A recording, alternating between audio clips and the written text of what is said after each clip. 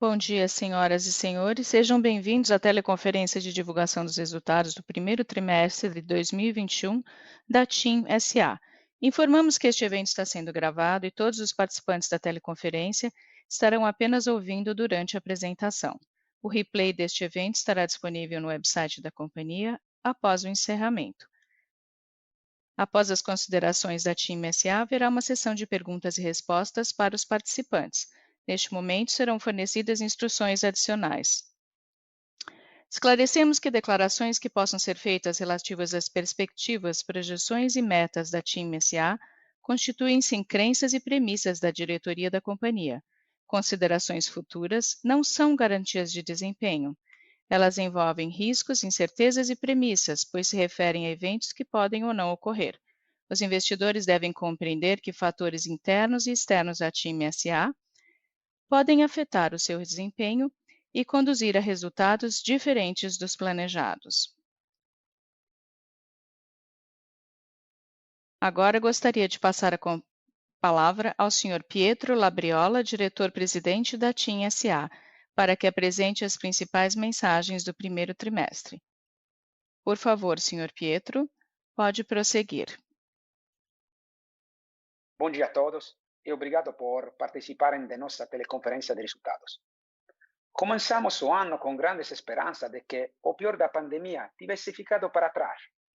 Infelizmente, já em fevereiro, a segunda onda começou a atingir algumas cidades brasileiras e se espalhou mais amplamente durante o mês de março.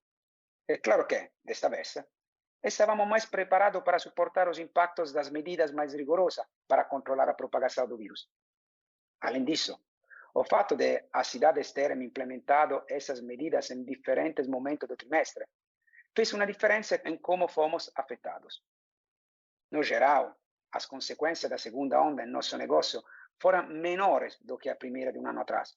Considerando isto, não estamos alterando materialmente nenhuma parte do nosso plano estratégico divulgado a vocês em nosso Team Brasil Day. Nem os projetos, nem as metas vão ser alterados. Estamos confirmando todo a nossa guidance. O primeiro trimestre foi marcado por uma excelente execução. Aceleramos nossa recuperação iniciada no segundo semestre do ano passado, e tanto as receitas quanto o EBITDA estão crescendo mais do que em nossos resultados recentes. Encerramos o trimestre com a receita de serviço crescendo mais de 3% em relação ao mesmo período do ano passado. O EBITDA foi muito sólido, 4,5% superior ao do ano passado. São mais de 2 bilhões de reais, representando uma margem de quase o 47%. Como vocês provavelmente viram ontem à noite, chegamos a um acordo com a IHS, completando a transação da nossa Fiberco, um grande negócio para ambas as empresas. Como eu disse, nosso plano de plataforma de cliente está avançando. Estamos muito mais próximos de anunciar novas parcerias para educação à distância e carteira digital. Na frente tecnológica, alcançamos mais de 4.000 cidades cobertas com o 4G e mais de 120 estações no projeto Ski Coverage.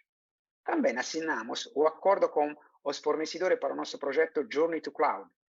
Essas conquistas mostram nosso compromisso com melhorar a qualidade dos nossos serviços, implementar soluções mais eficientes e, da último, gerar impactos sociais e ambientais positivos, conforme detalhamos no nosso plano ESG.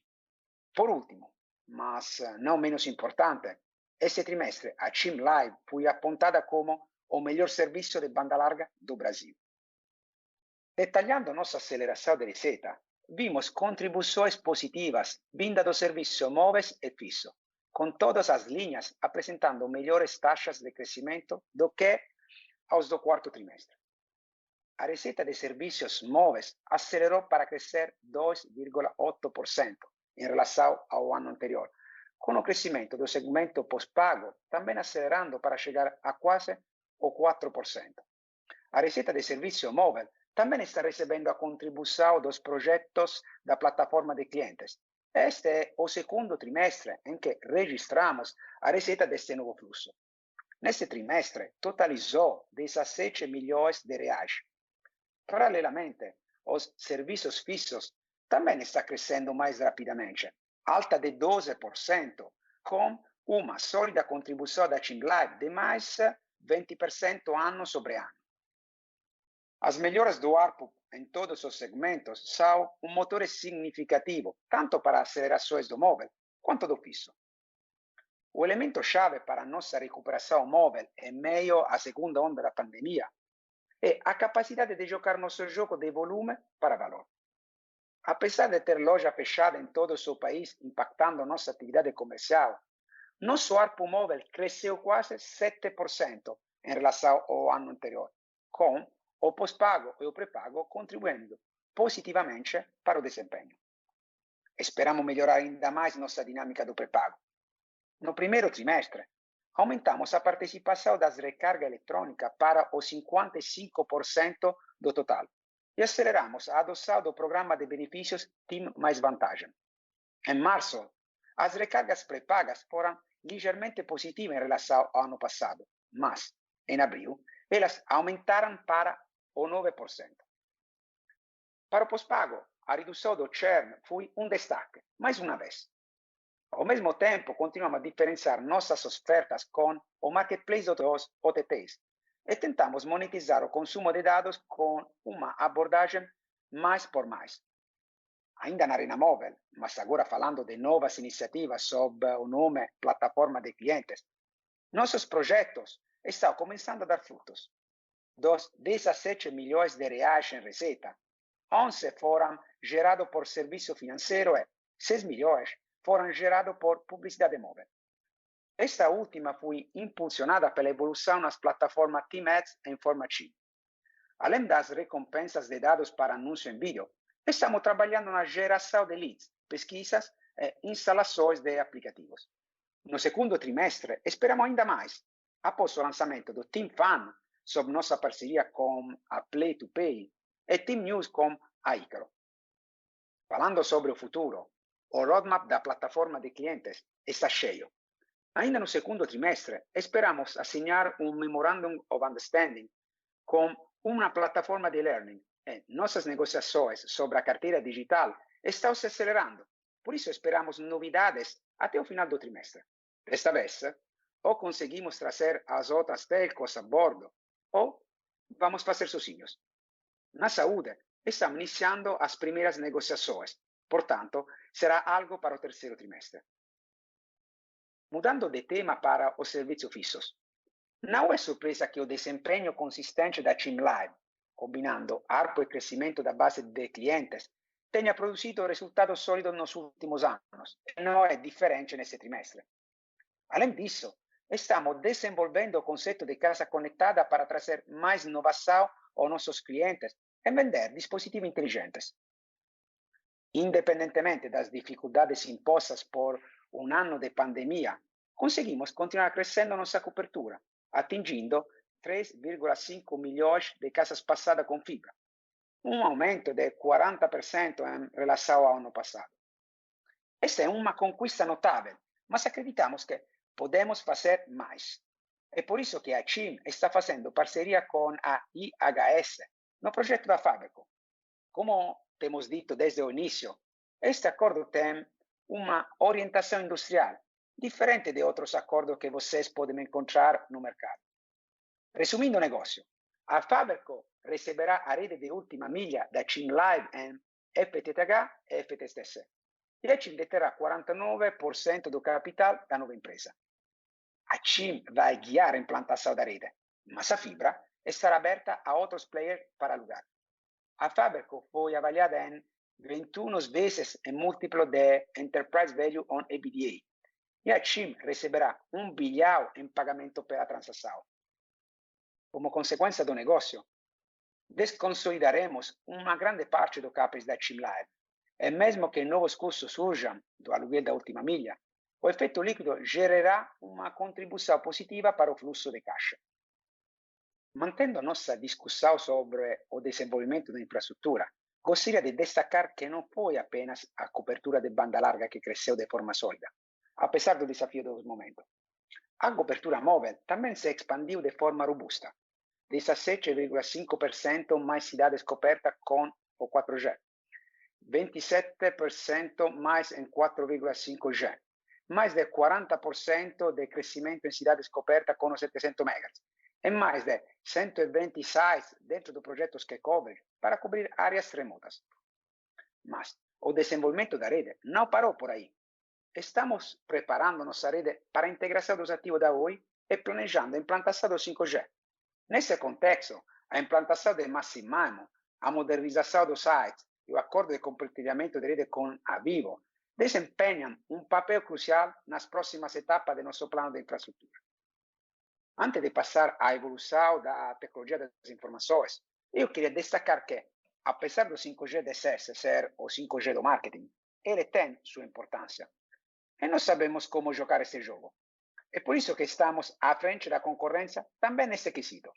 Hoje temos a mais ampla cobertura nessa tecnologia, com 19 clusters de cidade e aproximadamente 150 estações DSS. Além disso, nossos clientes acessam a tecnologia 5G DSS com mais frequência do que os clientes dos nossos concorrentes. E para completar o tópico 5G, a TIM foi a primeira empresa de telecomunicações brasileira a testar a tecnologia 5G standalone com equipamentos comerciais atingindo velocidades acima de 1,8 gigabit por segundo. Agora, na frente de tecnologia das informações, gostaria de comentar o movimento pioneiro da TIM com o apoio da Microsoft e Oracle para ser a primeira operadora e uma das primeiras empresas no Brasil a migrar 100% de seu data center para a nuvem.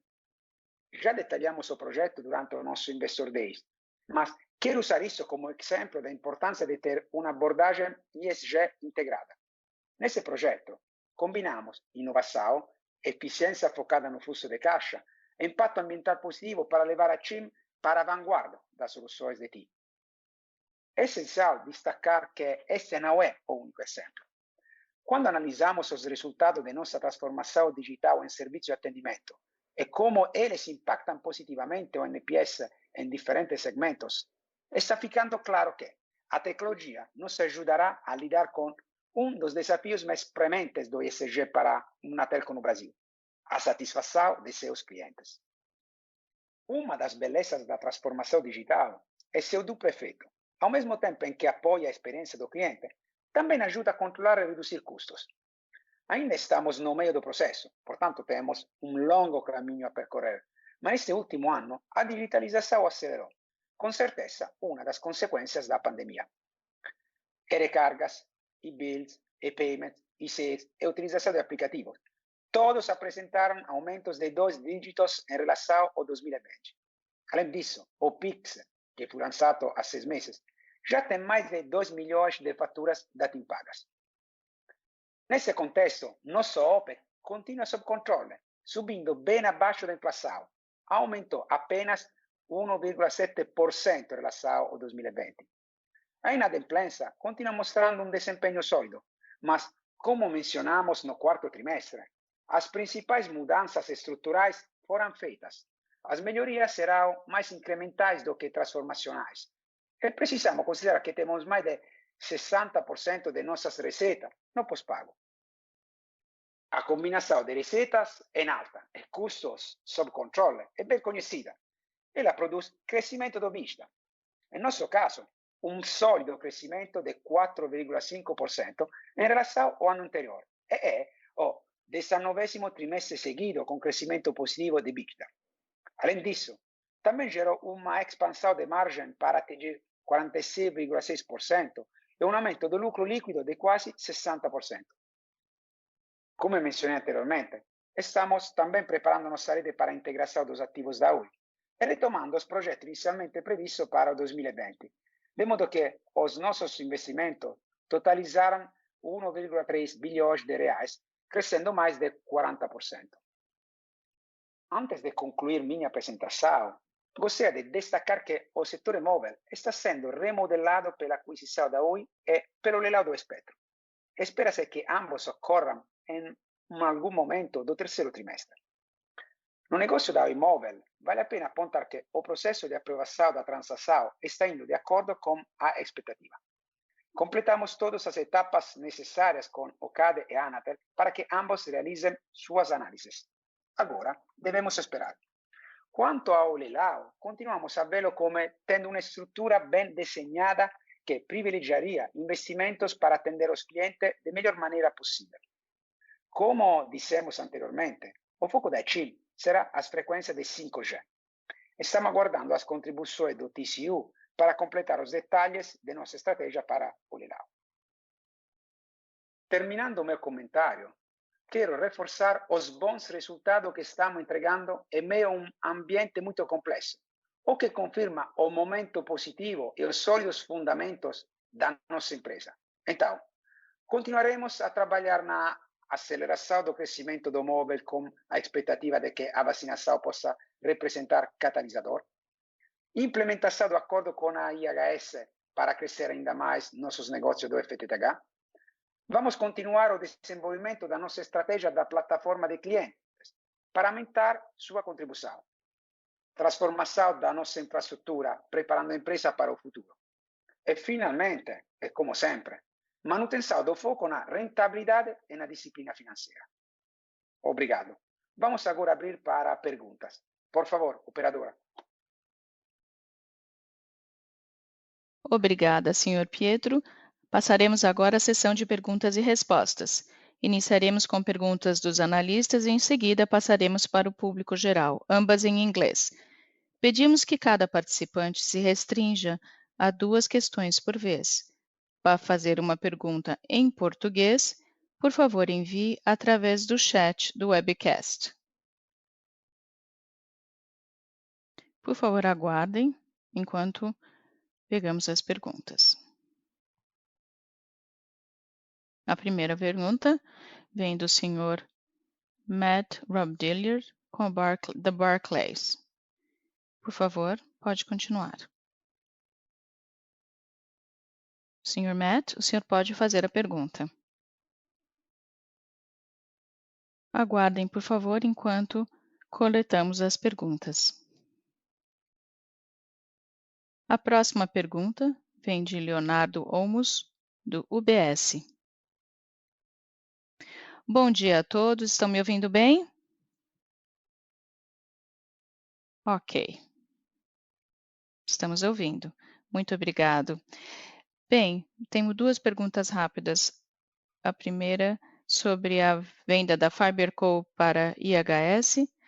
Primeiro, parabéns pelo negócio, um excelente negócio. Gostaria de saber se poderiam compartilhar um pouco mais o EBITDA que foi gerado pela essa operação, para não entendermos o múltiplo, e se existem algumas cláusulas de longo prazo no negócio. Obrigado. Ok. Aqui é o Adriano, falando, Leonardo. Você sabe que não é simples divulgar esse tipo de informação sobre o EBITDA, mas como o Pietro mencionou, o múltiplo que nós chegamos com o valor da empresa que estamos considerando, você pode fazer os cálculos. O Pietro mencionou 21 vezes em múltiplo de Enterprise Value sobre EBITDA de 2020. Então, o detalhe aqui, esse é o EBITDA de 2020. Claramente, o que nós tivemos foi um plano de negócios bem desafiador e o melhor que nós tínhamos antes até dessa transação. O que eu estou tentando dizer é que, provavelmente, no futuro, poderemos fazer até mais do que estava no plano de negócios, porque, no fim, esse é o objetivo de fechar esse tipo de negócio, ou fechar esse negócio, especialmente com a IHS, sendo um parceiro industrial nesse caso. Lembre-se, Leonardo, que nós sempre dissemos que, para nós, esse não era um negócio financeiro, e sim industrial, porque queremos estar no negócio de banda larga e as oportunidades que o mercado apresentará em termos de novas conexões de FTTH nos próximos 3 anos, até 11 milhões de novas conexões, é preciso entender que existe muito espaço para diversos players e nós queremos arrematar uma parcela desse mercado. Ou seja, poderia ter sido um pouco difícil, porque isso nós teremos mais CAPEX, esse ramo de renda de conexão física exige muito mais CAPEX do que o móvel, e nós também podemos mencionar a questão do lado financeiro da transação. E aí chegamos a esse múltiplo de 21 vezes. Mas isso para nós não é a chave. A chave desse projeto é essa parceria industrial. E em segundo plano, nós também temos que financiar o negócio com a Oi. Então, a primeira meta nesse projeto foi a questão industrial. Você tinha uma segunda pergunta, Leonardo? Sim, obrigada pela explicação e resposta. A segunda pergunta está relacionada ao acordo que vocês fizeram com a Telecom Itália. Entendo que testaram outras empresas para fornecer essa conexão estrangeira. Antes desse negócio, que empresa vocês usavam? E qual será o acesso para dar suporte à internet no Brasil? Eu não sei se eu entendi bem a sua pergunta, Leonardo. É sobre o acordo assinado com a Sparkle? O contrato com a Sparkle? Sim, exatamente. Vocês assinaram o contrato para 2021 e 2022. Antes disso, que empresa vocês usavam? Qual era a capacidade? Quanto vocês pagavam? Ô, Leonardo, aqui é o Vicente falando. Essa informação foi divulgada ontem no nosso comunicado ao mercado. Toda a informação sobre esse contrato com a Sparkle, que é uma parte relacionada, é uma informação pública. Eu vou passar para Alberto para ele explicar melhor, já que isso está no nosso departamento de atacado. Olá, Leonardo. É uma parte bem padrão do negócio. Anualmente, nós vamos rever os termos e condições desse parceiro da internet, sondamos o mercado e verificamos o melhor negócio em termos de volume e preço. Os detalhes específicos foram discutidos ontem e a Sparkle fornecia a melhor capacidade técnica e melhor preço. E é renovável a cada 12 meses. Ok, eu não sei se você entendeu minha pergunta. Em 2020, quem era a Sparkle? Quem fornecia esse serviço antes? A Sparkle também. Ok, muito obrigado. A próxima pergunta vem de Gabriel Figueiredo, do JP Morgan. Olá a todos, estão me ouvindo bem? Sim, claro. Ok, obrigado pelo call. Eu tenho duas perguntas da área de móvel. A primeira, o Pietro mencionou durante o seu discurso a parte de passagem de volume para valor, e nós podemos ver que gastaram o postpaid, o pós-pago, mas vocês aumentaram o ARPU e tentando entender os motivadores por trás disso. Vocês estão se beneficiando de aumento de preços ou os clientes estão migrando para pacotes com maior valor? De controle para pós-pago, é isso? E a segunda pergunta ainda sobre a área móvel, se poderia falar um pouco mais sobre a concorrência. Nós vimos a Oi lançando produtos ilimitados. Estão seguindo essas tendências ou não? Muito obrigado. Você pegou o ponto certo. Eu gostaria de declarar, desde alguns anos, passar de volume para valor. Essa tem sido nossa estratégia. Como você viu, publicamos um crescimento ano a ano nesse primeiro trimestre, especialmente em pós-pago. E o crescimento vem que o software aumentou, mas ao mesmo tempo continuamos a aumentar o nível de consumo no nosso pacote usado pelos clientes. Eu quero dizer que o nosso pacote, diferente em outros países, nos Estados Unidos ou na Itália, não tem uma grande quantidade de dados. Durante a pandemia, os clientes queriam precisaram aumentar o número a quantidade de consumo de dados.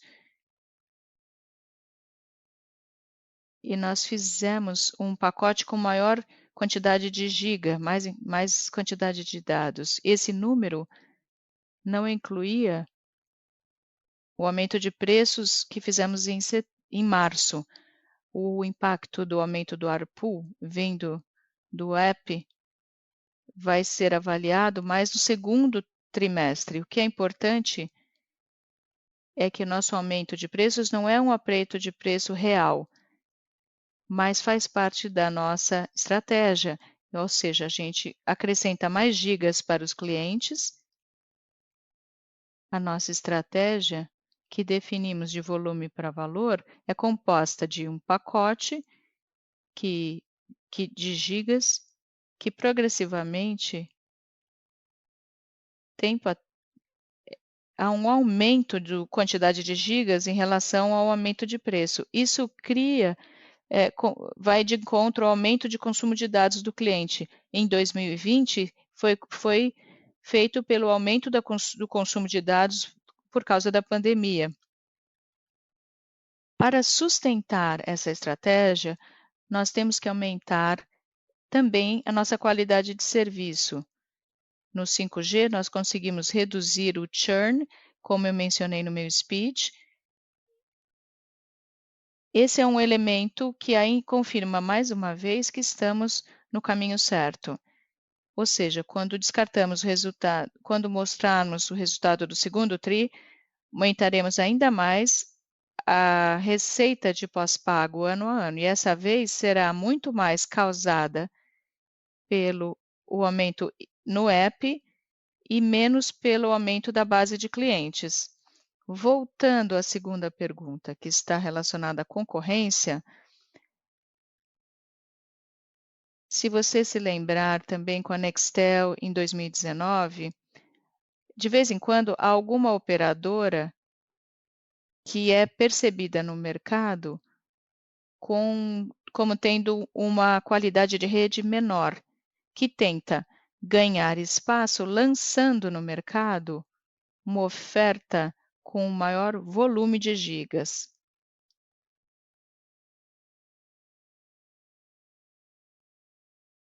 E uma boa parte do mercado e dos clientes vê essa oferta, essas operadoras, e eles não têm um grande impacto em termos de grande aumento na base de clientes ou troca de operador. Portanto, nós não prevemos esta oferta como uma questão que pode mudar.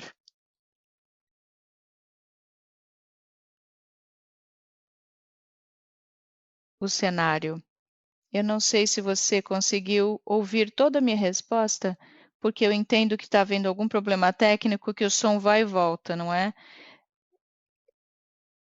E sim, você foi cortado um pouquinho, mas eu recebi a pergunta, ou melhor, a resposta, mas obrigado.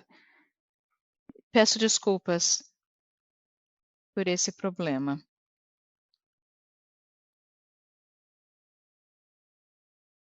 A próxima pergunta vem de Christian Faria, do Bradesco BBI. Bom dia a todos, olá.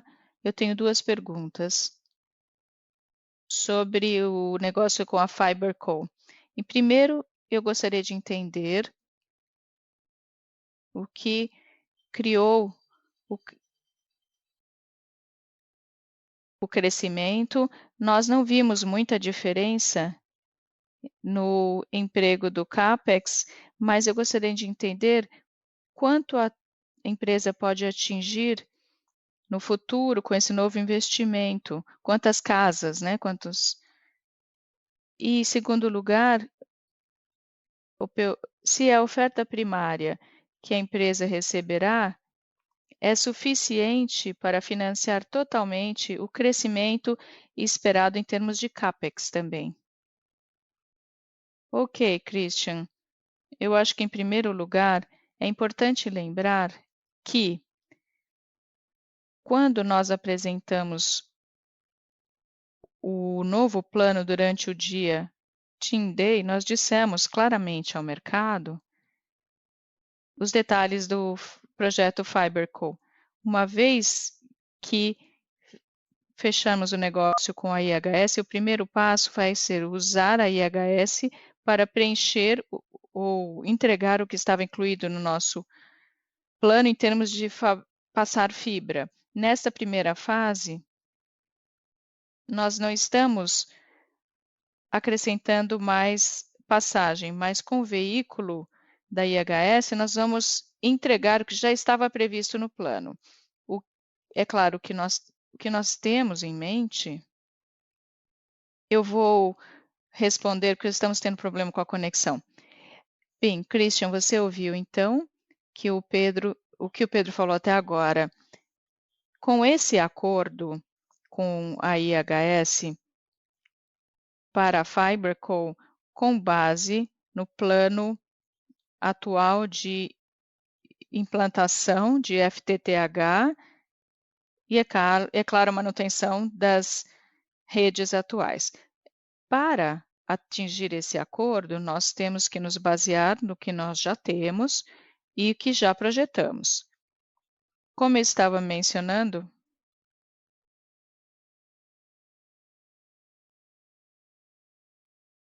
na primeira pergunta, aqui a meta, é claro, é acelerar. Como você sabe, nós teremos as grandes oportunidades no ano que vem. Nós queremos captar uma parte dessas oportunidades. Então, é claro, a intenção é fazer mais do que já temos projetado. O que nós temos agora e a base para esse contrato é o plano que nós já temos. É por isso que você vê os números de quase 9 milhões de lares com fibra passada em 4 anos, para os próximos 2 anos. E a outra parte da sua pergunta é sobre o componente da oferta primária da IHS que será pago, se será suficiente para financiar. Sim, será suficiente para financiar os primeiros anos da operação. Lembre-se que a boa coisa da FiberCo é que a TIM, ou seja, a FiberCo vai ter um EBITDA desde o início, o que é diferente em outros casos. Vamos tentar continuar mantendo o nosso projeto. Com o EBITDA e a injeção de capital vinda da IHS, nós teremos um fluxo de caixa suficiente para financiar a implantação adicional. É claro que qualquer companhia pode ser mais eficiente através de alavancagem, e nós consideramos isso também, mas estamos bastante confortáveis com esta oferta primária para financiar pelo menos os primeiros 2 anos da FiberCo. Estão me ouvindo? Eu voltei. Estão me ouvindo, Adrian? Está me ouvindo bem? Fala, Pietro. Sim, Pietro. Ok, desculpe. Bem, então, para complementar o que ele estava dizendo, eu estava falando antes que é importante lembrar que quando nós apresentamos no Team Day o plano para 3 anos, nós não incluímos em nossos números a operação FiberCo. Então, o que está acontecendo nessa primeira fase é que estamos replicando com a FiberCo a meta que estava em nosso plano. É claro que temos a flexibilidade para acelerar ainda mais, porque a nossa meta é usar esse veículo para acelerar a cobertura. A forma como esse negócio foi construído nos dá flexibilidade para fazer isso. Isso é explicado do ponto de vista financeiro também. Temos todos os elementos que permitem essa aceleração. O que nós fazemos é, uma vez que tudo estiver no lugar do ponto de vista operacional, o próximo passo será avaliar a aceleração usando esse veículo. E também, com relação à primeira pergunta que recebemos sobre a FiberCo, é muito importante não discutir qual é o nível de EBITDA, porque do nosso ponto de vista, essa é uma operação industrial e não uma transação industrial financeira, porque se quiséssemos uma operação financeira, seria fácil aumentar o EBIT dessa empresa, aumentando o preço de transferência, mas mantivemos esse nível a uma taxa baixa, porque é um veículo que queremos usar para acelerar ainda mais o nosso crescimento nesta área de banda larga. Então, é importante falar que isso não é um negócio, uma transação financeira. Ela tem um componente financeiro importante, mas no final do dia é uma transação industrial que nos permitirá acelerar ainda mais o nosso desenvolvimento na área de banda larga. Perfeito, muito obrigado. Se vocês me permitirem, como será em termos, ou será disponível para a infraestrutura para outros players? Christian, nós perdemos a conexão, perdemos uma parte da sua voz, não conseguimos entender toda a pergunta. Poderia falar novamente? Eu queria entender se o crescimento em termos de casas conectadas será exclusivo para a marca TIM, ou se outra empresa de fibra poderá acessar esses outros lares. Ah, ok, entendido. Como nós mencionamos no fato relevante divulgado ontem, haverá para cada nova implantação uma exclusividade para TIM durante 6 meses. Depois disso, é claro, a FiberCo vai começar a oferecer a infraestrutura para outros players. Essa é a principal diferença quando nós falamos entre casos neutros. Aqui não é neutro, porque o veículo terá a TIM com exclusividade no início, mas sim, depois será aberto posteriormente a terceiros. É isso que foi interessante nesse negócio. E achamos que isso está refletido no valor da empresa. Lembre-se que nós faremos toda a gestão dos clientes, faremos a gestão dos dispositivos nas casas, dos modems, porque achamos que esse é um ponto de contato muito importante com os clientes. Ou seja, o que estamos apresentando aqui, nesse caso, desde do equipamento até o cliente. Ou seja, a resposta à sua pergunta é sim, a rede estará aberta depois do período de exclusividade. Também seria interessante fazer uma comparação para entender a diferença entre outros tipos de transação. Como eu expliquei, no mercado brasileiro, há alguns casos em que o modelo de infraestrutura será totalmente neutro. Significa que de T0 à última milha, do início até a última milha, a infraestrutura pode ser feita por qualquer operadora. Não há nenhuma exclusividade em termos de tempo para uma operadora comprar dessa infraco neutra. É mais ou menos o modelo da Oi, da empresa de infraestrutura da Oi. Agora é novo. Nós tem alguns prós e contras, porque você não tem uma âncora de operadora. O nosso modelo é aberto, ou seja, uma vez que nós tenhamos a infraestrutura de fibra por um período de tempo de 6 meses, a única operadora que poderá comprar essa infraestrutura será a TIM. Depois desse período de tempo, isso será aberto a outras operadoras. Então, são dois modelos totalmente diferentes, porque no segundo, no que nós escolhemos, que a TIM escolheu, temos uma indicação estratégica da área que deve ser desenvolvida, e isso contribui para a sinergia com o plano estratégico da TIM. É por isso que eu gostaria de salientar mais uma vez que se trata muito mais de uma transação industrial do que de transação financeira. Ok, Pietro, muito obrigado. A Adrian também. A próxima pergunta vem de Carlos Siqueira, do BTG Pactual.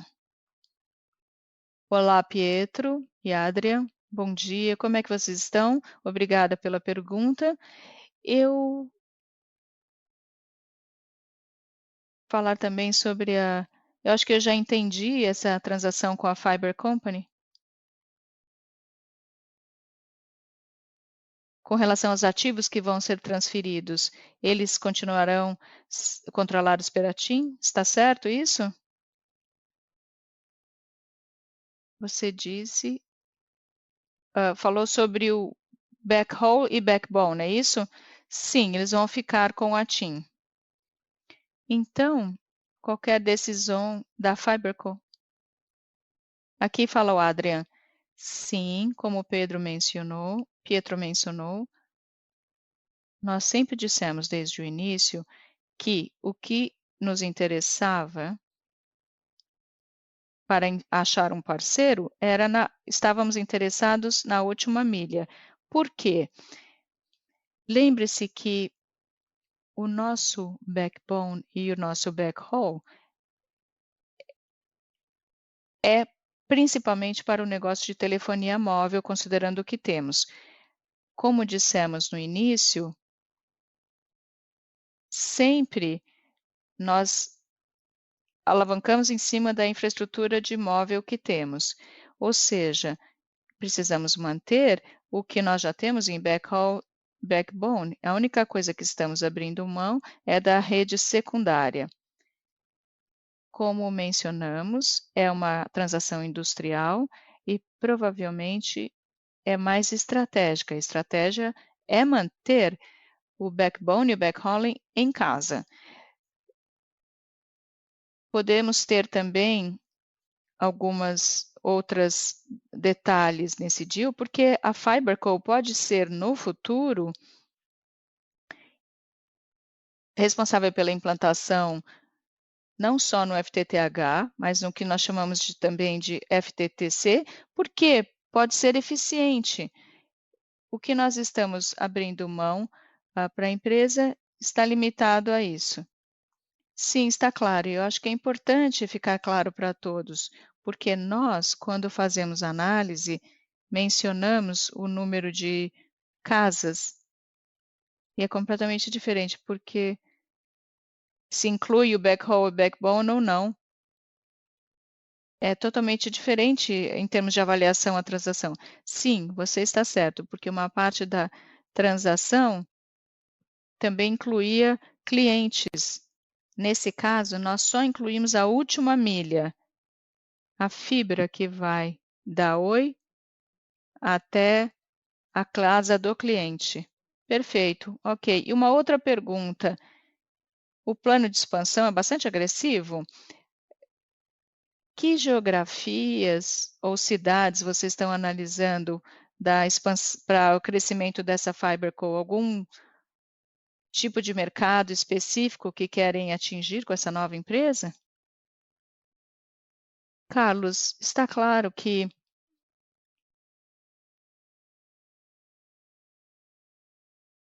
estivéssemos em frente, conversando juntos, tomando um copo de vinho, poderíamos te dar mais detalhes que no momento não podem ser divulgados. É importante que vocês estejam tentando entender se existe uma sobreposição, algum tipo de risco. Prestamos bastante atenção no nosso modelo geográfico e de mercado para entender. E o nosso plano é que parte da mudança do FTTC, FTTH, que nós chamamos de brownfield, a escolha da área remanescente será baseada, então, na nossa ideia sobre a estratégia e movimentação dos outros players em termos de geomarketing, uma análise do potencial de cada área e, claramente, é preciso considerar que há diferentes fatores que precisa se ter em mente. A estratégia, por exemplo, alguém que avalia a evolução da tecnologia a cabo.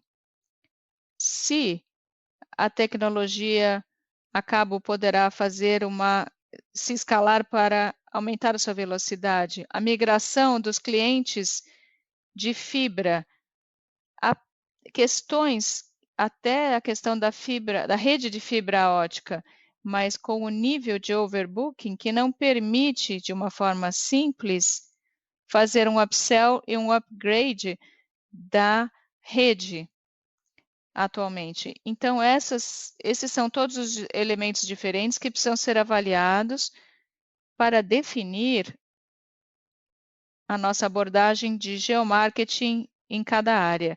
É claro que tentaremos evitar essa sobreposição e nunca tentaremos ser o terceiro ou quarto player para fornecer uma rede de fibra ótica, porque não faz sentido do ponto de vista estratégico, mas graças ao tamanho do Brasil,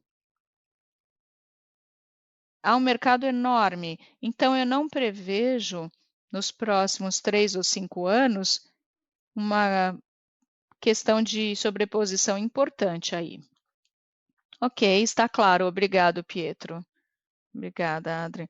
Carlos, está claro que é preciso lembrar que isso é uma coisa que é um jogo de xadrez. É preciso considerar também qual será a estratégia do outro player. Ou seja, lembramos que, diferentemente da TIM, existem legados. Então, a estratégia é defender o sistema legado ou entrar em mercados não explorados. É difícil para eles fazerem tudo isso. E será mais inteligente acrescentar nenhum legado para tentar preencher essa lacuna na estratégia que falta no mercado. Nós já estamos fazendo uma oferta de 400 ou 500 megabits por segundo. Você pode imaginar que há algumas tecnologias que são muito mais adequadas para esse tipo de estratégia. Sim, sem dúvida. Ok, Pietro, muito obrigado. E de nada. A próxima pergunta vem de Alejandro Galostra, com o BBVA. Bom dia, Pietro. E Adrian, obrigada pelas perguntas.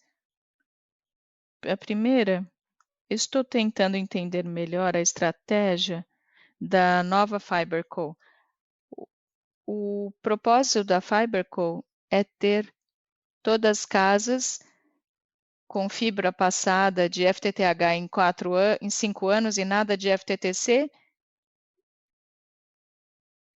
Vocês querem fazer FTTH e depois passar para FTTC e depois superar essa meta?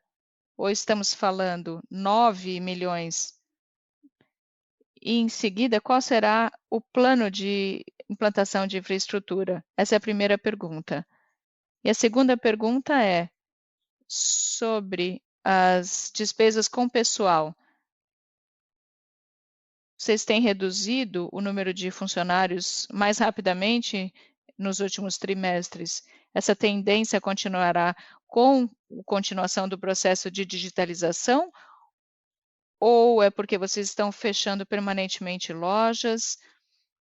Em que e quanto de redução da força de trabalho nós devemos esperar daqui para frente? E também, ainda relacionado a essa pergunta, você mencionou no press release que os funcionários serão transferidos para a nova FiberCo.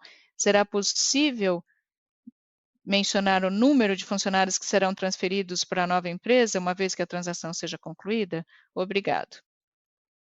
Com relação à primeira pergunta, o Adrian pode dar mais detalhes, mas no meu, talvez não ficou claro. Nós não vamos acabar com a FTTC mudando tudo para FTTH.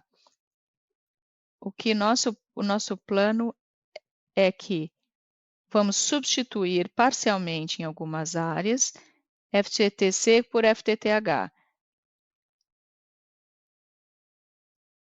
No final do terceiro ano, continuaremos a ter cliente com FTTC, mas migraremos uma parte deles, não todos os clientes, para FTTH.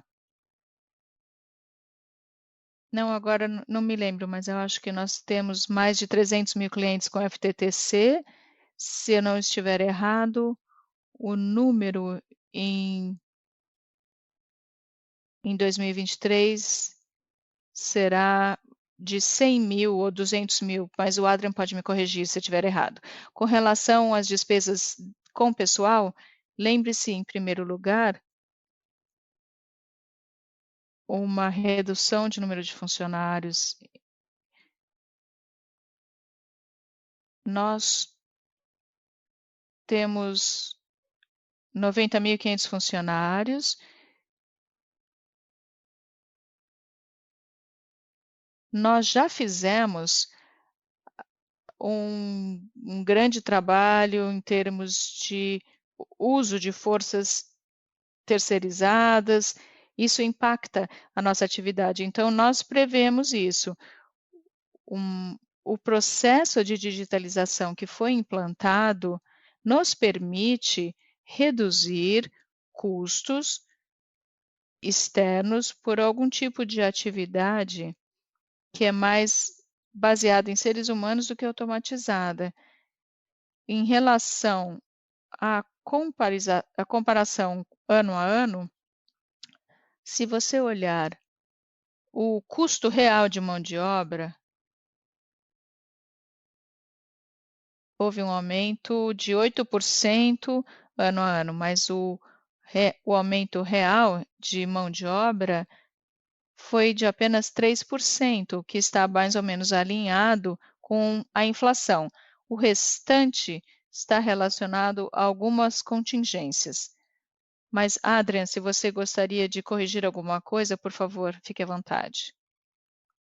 Não, você falou corretamente, Pietro. Na primeira parte da pergunta, em termos do que nós teremos daqui a 4 anos, em termos de casas com fibra passada, claramente queremos atingir 9 milhões de casas com FTTH, mas outras continuarão com FTTC. Por quê? Nós faremos a transição de C para H aonde for necessário. Como sempre, precisamos ser extremamente eficientes para maximizar o retorno. Então, não é que nós vamos passar todos ou despediremos todos os funcionários FTTC, ou lares FTTC. Com relação à transferência dos funcionários para a FiberCo, lembre-se que é um número muito limitado de pessoas.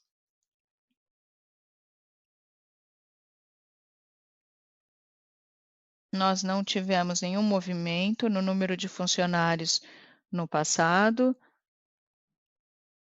Estamos bastante confortáveis com a situação atual e não temos nenhum plano para reduzir a mão de obra ainda mais. Muito obrigado, Pietro e Adrian. Alejandro, a sua pergunta me permite dar mais detalhes sobre por que da FiberCo. No ano passado, em realidade, é que já esse ano, de fato, nós teremos um grande desafio que será a integração com os ativos da Oi. Então, um dos motivos para criar a FiberCo foi também para criar, digamos assim, um centro de excelência em termos de operações fixas para a última milha. Antes de discutir backhaul, backbone, rede de transporte, há diversas sinergias quando se gerencia uma rede única fixa e móvel. Quando falamos sobre a última milha, é totalmente diferente da última milha de móvel, porque móvel é uma entrega de SM e criar essa última milha é totalmente diferente. Então, a criação da FiberCo vai permitir termos uma empresa que é totalmente focada no trabalho difícil e nos beneficiaremos também do ponto de vista operacional em ter uma empresa totalmente focada nessa atividade. Eu já trabalho nessa área de fixo há muitos anos na Itália e não existe uma questão mais simples do que a outra. Mas as duas atividades são totalmente diferentes. A criação dessa empresa permitirá à nossa equipe interna ficar totalmente focada na integração da Oi e haverá uma outra equipe na InfraCo que vai estar 100% focada em construir essa rede de última milha. E o Alberto terá como foco vender móvel e nós continuaremos a gerir os clientes. Entendido. Está muito claro. Muito obrigado. Obrigado, Leandro. Alejandro. Senhoras e senhores, gostaria de lembrar que para fazer perguntas em português, envie através do chat do webcast. Não restando mais perguntas dos analistas, agora passamos a palavra ao Sr. Pietro Labriola para as considerações finais. Por favor, Sr. Pietro, pode prosseguir. Tenho dito isso nos últimos trimestres. Na TIM não usamos atalhos. Manteremos nosso foco na sustentabilidade do negócio com uma abordagem racional e uma execução sólida. A postura antifrágil da empresa está transformando desafio em oportunidades para evoluir ainda mais. Portanto, continuaremos a usar nossa abordagem inovadora e ágil para tomar as decisões corretas e estaremos prontos para tirar o máximo proveito da recuperação da economia. Quero agradecer a dedicação e o compromisso de nossa equipe, que continua a superar muitos desafios para entregar resultados excepcionais. Juntos somos mais. Mais uma vez, obrigado por participarem de nossa teleconferência. Fiquem bem. Espero que possamos nos encontrar em breve nos próximos eventos que faremos com a comunidade financeira. Obrigado e um grande abraço. Com isto, concluímos a teleconferência de resultados do primeiro trimestre de 2021 da TIM SA. Para mais informações e detalhes sobre a companhia, acesse o site ri.tim.com.br. Você pode se desconectar a partir de agora. Obrigada mais uma vez.